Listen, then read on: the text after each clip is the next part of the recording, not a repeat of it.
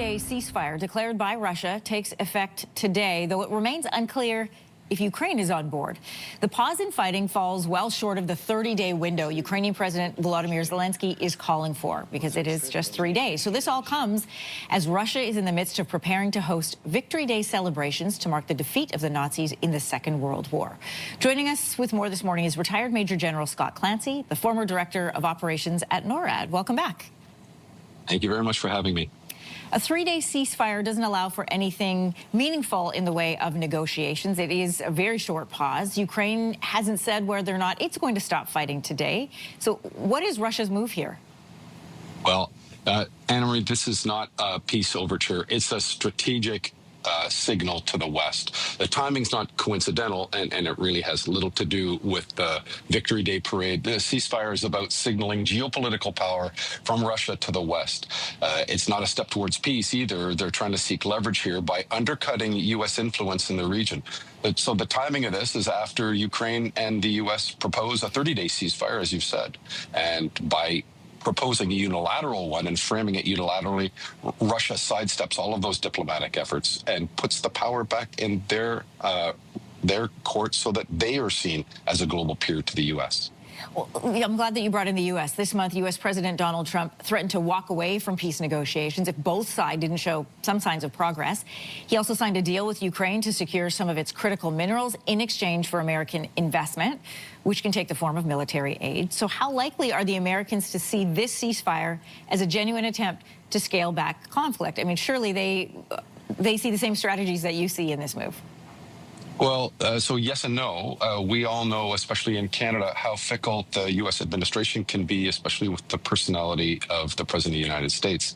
But from Russia's perspective, I mean, we should step back and look at this as a broader strategy. Russia wants to go from aggressor to arbitrator, and they want to be seen as them doing it, not the West or the United States doing it. They want to bypass Zelensky, and that's why I think a real part of this, as you said, is trying to appeal directly to either the U.S. administration, but especially the President of the United States.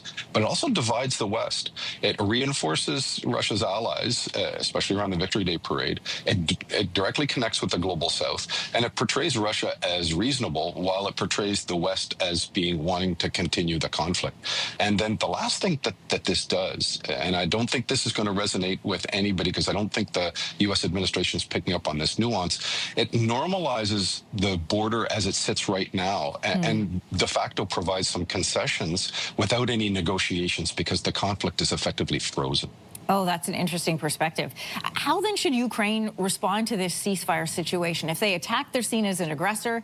If they comply, they're seen as, accepting things on Russia's terms. It's a tricky position to be in. It absolutely is, and you point out the exact conundrum that President Zelensky and the Ukrainians find themselves in. They're very leery of the ceasefire. Obviously, there's a huge mistrust of Russia from the very beginning. Their territorial integrity is at risk here because if the conflict gets frozen along these current lines, they're making huge territorial concessions. And they're facing, domestic and political backlash from their allies, and a sense that the West might be divided along these lines if they don't accept and take the moral high ground with respect to peace. Look, I think that the strategic timing of this, it plays actually to President Zelensky's benefit. If he keeps the moral high ground, says, I'm willing to abide by any kind of peace at this point in time. U.S. aid is moving again because of the minerals deal. European aid has been increasing, and Ukraine will continue to be in a better battle position to be able to defend the territory it already has and or retake via concessions or military force further ones. So I think abiding by it doesn't give anything away. You've mentioned that timing is everything. I want to play a clip for our audience. On Wednesday, Vice President J.D. Vance weighed in on these peace talks and negotiations. Here's what he had to say. Right now, the Russians are asking for a certain set of requirements, a certain set of concessions in order to end the conflict. We think they're asking for too much, okay? And then obviously, the Ukrainians... So what do you make of those comments? What does Russia have to gain or to lose from this war continuing?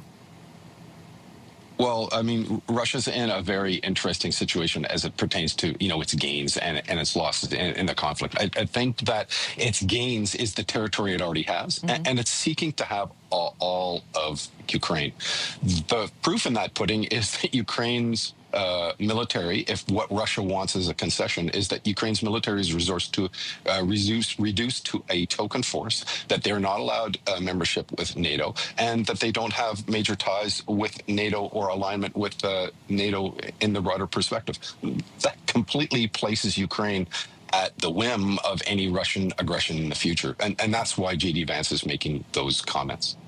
Great to have your perspective this morning. Retired Major General Scott Clancy. I always come away, again, more informed, but a little more nervous in our conversations. Thanks so much.